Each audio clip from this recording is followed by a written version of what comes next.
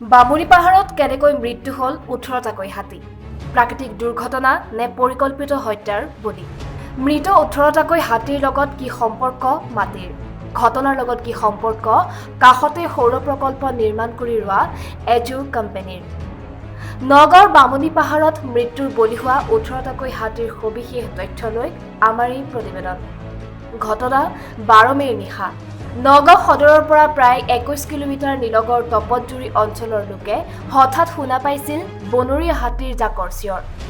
চিঞৰ ভাহি আহিছিল বামুনী পাহাৰৰ পৰা পিছদিনা তথা 13 মেত পাহাৰলৈ যোৱা স্থানীয় লোকে দেখা পালে ভিন্ন স্থানত চিটিকি পৰি ৰোৱা কেইবাটাও হাতীৰ মৃতদেহ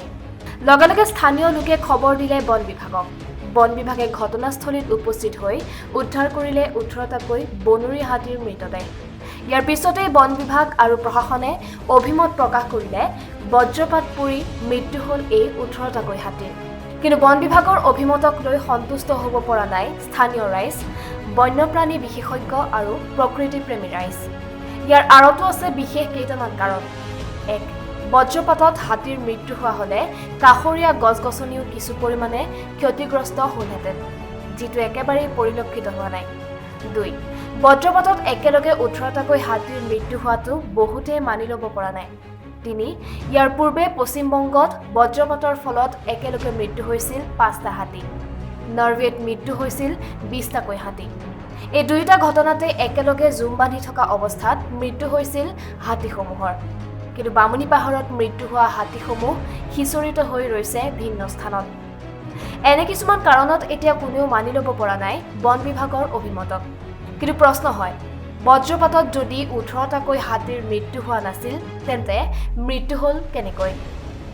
নগাঁও জিলাৰ কন্দলি পাহাৰ বামুনী পাহাৰ মিকিৰ বামুনী পাহাৰ আৰু কাৰ্বি পাহাৰৰ পৰা আৰম্ভ কৰি পশ্চিম কাজিৰঙাৰ পাৰ্শ্বৱৰ্তী বুঢ়া পাহাৰলৈ এটা বিস্তীৰ্ণ অঞ্চল বনৰীয়া হাতীৰ বিচৰণস্থলী বছৰৰ বিভিন্ন সময়ত এইসমূহ অঞ্চলৰ মাজেৰে আহ-যাহ চলে প্ৰায় 150ৰ পৰা 200 বনৰীয়া হাতীৰ সাধাৰণতে খেতিপথাৰৰ শস্য আৰু ফল-মূল পুৰঠ হোৱাৰ সময়তে বনৰীয়া হাতীৰ জাকসমূহৰ প্ৰৱেশ ঘটে নামনিলৈ সেই সময়তে স্থানীয় লোকৰ লগত সংঘাতৰো সৃষ্টি হয় বনৰীয়া হাতীৰ পথাৰৰ শস্য আদি চপাই শেষ হোৱাৰ পিছত হাতীৰ জাকসমূহ পুনৰ উঠি যায় কাজিৰঙা কাৰ্বি পাহাৰ আৰু উচ্চ অঞ্চলৰ সুৰক্ষিত স্থানলৈ কিন্তু শেহতীয়া সময়ত তেনে এটা হাতীৰ জাক বিফল হ'ল নামনিৰ পৰা পাহাৰৰ ওপৰলৈ উঠি যোৱাত ইয়াৰ আঁৰত আছে এজুৰ কোম্পানীৰ নিৰ্মাণ কাৰ্য দীৰ্ঘদিন ধৰি মিকিৰ বামুনী গ্ৰান্টৰ 250 বিঘাৰো অধিক ভূমিত এজুৰ নামৰ এটা কোম্পানীয়ে অব্যাহত ৰাখিছে সৌৰ প্ৰকল্পৰ নিৰ্মাণ কাৰ্য নামনিৰ পৰা পাহাৰৰ উচ্চ ভূমিলৈ উঠি যোৱাৰ মধ্য অংশতে গঢ় লৈ উঠিছে নিৰ্মাণ কাৰ্য হস্তি কৰিডৰত চলি থকা এই নিৰ্মাণ কাৰ্যৰ বাবেই এই বনৰীয়া হাতীৰ জাকটো বিফল হ'ল কাজিৰঙা অথবা অন্যান্য সুৰক্ষিত স্থানলৈ ঘূৰি যোৱাত আৰু সেই বনৰীয়া হাতীৰ জাকটোৰেই 18টাকৈ হাতীয়ে 13 মেত আঁকোৱালি ল'ব লগা হ'ল অনাকাংক্ষিত মৃত্যু এই সন্দৰ্ভত নগাঁও জিলাৰ অসম জাতীয়তাবাদী যুৱ ছাত্ৰ পৰিষদে প্ৰকাশ কৰিছে তীব্ৰ বিষোদগাৰ শুনক সংগঠনটোৰ নগাঁও জিলাৰ সাধাৰণ সম্পাদক প্ৰাগজ্যোতি বনিয়াৰ ভাষ্য যোৱাকালি যিটো ঘটনা নগাঁও জিলাৰ সমীপৱৰ্তী বামুনী অঞ্চলত সংঘটিত হ'ল বামুনী পাহাৰত ই সঁচাকৈ মৰ্মান্তিক আৰু দুখ লগা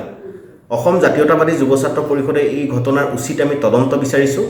আজি উক্ত স্থানত বন তথা পৰিৱেশ মন্ত্ৰী পৰিমল শুক্লবৈদ্য ডাঙৰীয়া আহি উপস্থিত হয় অসম জাতীয়তাবাদী যুৱ ছাত্ৰ পৰিষদে আমি স্মাৰক পত্ৰ প্ৰদান কৰিছোঁ উচ্চস্তৰীয় কমিটি গঠন কৰি য'ত অৱসৰপ্ৰাপ্ত এজন ন্যায়াধীশ থাকে বিভিন্ন পৰিৱেশবিদ থাকে জাতীয় দল সংগঠন থাকে তেনেকুৱা এখন SIT গঠন কৰি ইয়াৰ নিৰপেক্ষ তদন্ত বিচাৰিছোঁ কাৰণ এটাই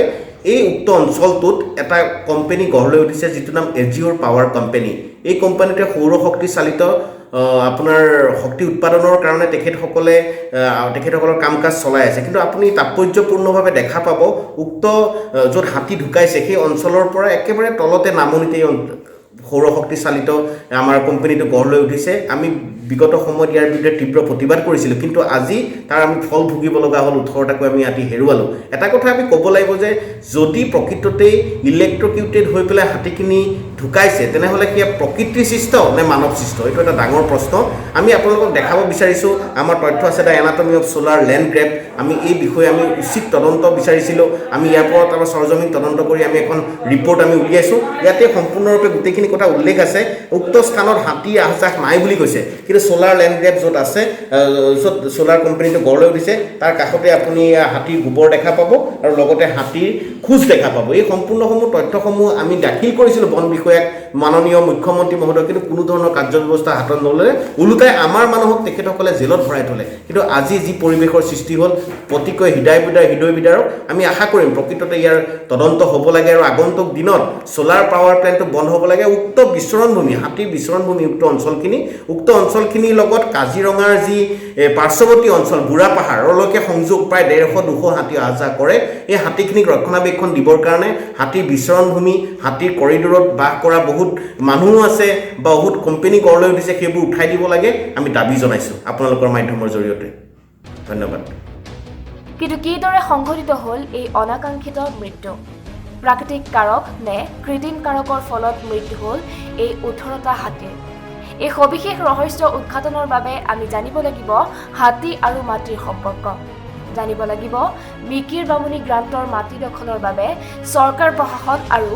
এজুৰ নামৰ কোম্পানীটোৱে চলাই অহা অসমৰ সৰ্বকালৰ ভূ কেলেংকাৰীৰ বিস্তৃতি নগাঁও জিলাৰ চামগুৰি ৰাজহ চক্ৰৰ অন্তৰ্গত মিকিৰ বামুণী গ্ৰান্তত দীৰ্ঘদিন ধৰি অব্যাহত আছে এখন ভূমি আন্দোলন চলচলি মৌজাৰ অন্তৰ্গত মিকিৰ বামুণী গ্ৰান্তত আছে সৰ্বমুঠ 276 বিঘা ভূমি বৰ্তমান সময়ত কাৰ্বি আৰু আদিবাসী লোকে কৃষি কাৰ্য কৰি অহা এইসমূহ ভূমি ব্ৰিটিছৰ আমোলত আছিল জমিদাৰৰ অধীনত ৰায়ত হিচাপে কৃষি কাৰ্য কৰি অহা এই খিলঞ্জীয়া লোকসকলক ভূমিৰ অধিকাৰ প্ৰদান কৰিবলৈ 1971 চনত গৃহীত কৰা হয় the Assam temporary settle area টিনেন্সি act এই আইন অনুসৰি 10 বছৰ ধৰি কৃষি কাৰ্য কৰা লোকে ক্ষতিয়ন লাভ কৰিব পাৰে তদুপৰি কিছু বছৰ খাজনা পৰিশোধ কৰি উপায়ুক্তৰ ওচৰত আবেদন দাখিল কৰি লাভ কৰিব পাৰে ভূমিপট্টা সেই অনুসৰি মিকিৰ বামুণী গ্ৰান্তত যুগ যুগ ধৰি কৃষি কাৰ্য কৰি অহা কাৰ্বি আৰু আদিবাসীসকলৰ নিশ্চিতভাৱে ৰাইট খতিয়ান আছে কিন্তু মিকিৰ বামুণী গ্ৰান্টৰ এই বিশাল পৰিমাণৰ ভূমি দিল্লীৰ এজুৰ কোম্পানীক গতাই দিবলৈ 2019 চনৰ পৰা আৰম্ভ হ'ল এখন গভীৰ ষড়যন্ত্ৰ নগাঁও জিলাৰ উপায়ুক্ত কাৰ্যালয়ৰ উদ্যোগত আৰু প্ৰভাৱশালী ৰাজনৈতিক শক্তিৰ পৃষ্ঠপোষকতাত ৰাইজী কৃষকৰ ক্ষতিয়ান বাতিল নকৰাকৈ এই ভূমিৰ নাম জাৰি কৰা হ'ল পূৰ্বৰ জমিদাৰৰ সতী সন্ততিৰ নামত পূৰ্বৰ জমিদাৰৰ পৰিয়ালে এই বিশাল ভূমিৰ নাম জাৰি কৰাৰ পিছতেই সাজু হ'ল দিল্লীৰ এজুৰ পাৱাৰ 40 প্ৰাইভেট লিমিটেডক বিক্ৰীৰ বাবে 2019 চনৰ অক্টোবৰ মাহত দুই পক্ষৰ মাজত স্বাক্ষৰিত হ'ল চুক্তিও কিন্তু বিক্ৰীৰ বাবে প্ৰয়োজন হ'ল এই বিশাল পৰিমাণৰ ভূমিৰ শ্ৰেণী পৰিৱৰ্তন কৰাৰ নীতি অনুসৰি কৃষিকাৰ্য অব্যাহত থকা ভূমি বিক্ৰী কৰিব নোৱাৰি উদ্যোগ স্থাপনৰ বাবে দ্বিতীয়তে অঞ্চলটো হস্তি কৰিডৰ হোৱাৰ বাবে ই বিক্ৰীৰ যোগ্য নহয় ঔদ্যোগিক কোম্পানীৰ হাতত কিন্তু এই কাম যিকোনো প্ৰকাৰে সম্পন্ন কৰিবলৈ কৃষি বিভাগ আৰু বন বিভাগে সংঘটিত কৰিলে এক ভয়াৱহ কেলেংকাৰী ৰাজ্যৰ কৃষি বিভাগে মিকিৰ বামুণী গ্ৰান্তত বিগত 10 বছৰ ধৰি কৃষি কাৰ্য সম্পন্ন হোৱা নাই বুলি লিখিতভাৱে অৱগত কৰিলে নগাঁও জিলা প্ৰশাসনক অন্যহাতে বন বিভাগে মিকিৰ বামুণী গ্ৰান্ত হাতীৰ বিচৰণ ভূমি নহয় বুলি প্ৰমাণপত্ৰ প্ৰদান কৰিলে অথচ মিকিৰ বামুণীত হাতী মানুহৰ সংঘাত নিয়মীয়া ঘটনা কৃষি আৰু বন বিভাগৰ এই মিথ্যাচাৰৰ সহায়ত এজুৰ কোম্পানীয়ে স্থানীয় আদিবাসী আৰু কাৰ্বি লোকসকলক কৃষিভূমিৰ পৰা উচ্ছেদ কৰি হস্তগত কৰিলে 276 বিঘা কৃষিভূমি আৰম্ভ কৰিলে সৌৰশক্তি প্ৰকল্পৰ নিৰ্মাণ কাৰ্য ইয়াৰ বাবে চৰম অত্যাচাৰ চলালে স্থানীয় সাধাৰণ কৃষক ৰাজ্যৰ ওপৰত ৰাজ্যৰ বন বিভাগে সেই অঞ্চলত হস্তি কৰিডৰ নাই বুলি প্ৰমাণপত্ৰ দিলেও সৌৰ প্ৰকল্পৰ নিৰ্মাণ কাৰ্যৰ কাষতে পোৱা গৈছে হস্তিৰ খোজ আনকি 13 মেত 18টাকৈ হাতী নিহত হোৱাৰ ঘটনাৰ স্থানো এই প্ৰকল্পৰ পৰা মাত্ৰ আধা কিলোমিটাৰ দূৰত্বৰ